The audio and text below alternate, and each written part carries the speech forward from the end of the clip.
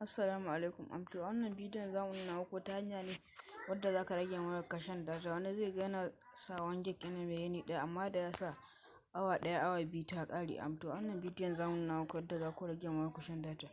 Da Allah ka kuma ce ku danna mana subscribe, sannan ku danna mana like, kuma ku danna mana alamar ƙararrawa, sannan ku share domin sauran 'yan uwa su amfana. Mu shiga cikin bidiyon. सजा से बचना है तो हमारे लिए काम करो। अगर मैं ना कहूँ तो सोच लो, तुम्हें इससे अच्छा मौका मिलने वाला नहीं है। मेरा मतलब आप कितनी ज़बान बोल सकते हैं? 5। लेकिन क्यों? To da fata za ka je ka shiga cikin setting a wayarka. Na dai san kowa dai ya san me ake kira da setting, kuma ya san ko ina ne setting. Ga nan in ka shiga setting ɗin wayarka, za ka zo ga wani waje nan an ce network and internet. Za ka shige shi, ka click shi, ga wani waje nan to aka ce data users, to cikin shi za ka shiga, sai ka clicking in shi ka shiga ciki.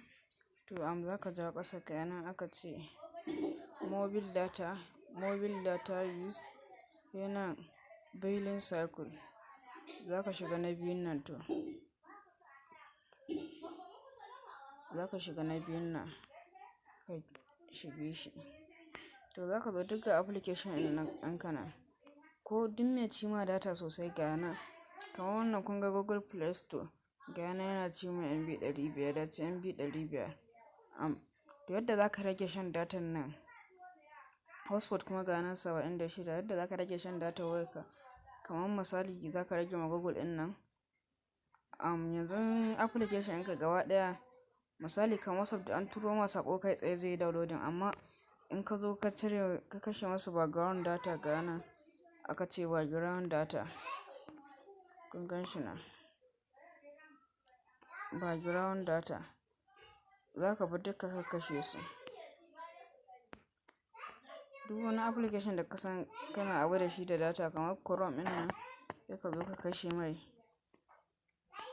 To shi ma wanda ka zo ka tsaida mai duk wani application ɗinka, idan ka mai haka, shine za ka ga an samu sauƙin shan data.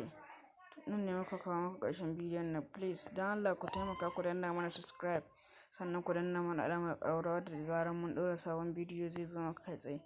Kuma don Allah ku rinƙa yin like haka da comment, da haka ne za mu gane ina ne kuke samun matsaloli. Da Allah kuma ku rinƙa yin share domin sauran 'yan uwa da abokan arziki su amfana. Mun gode.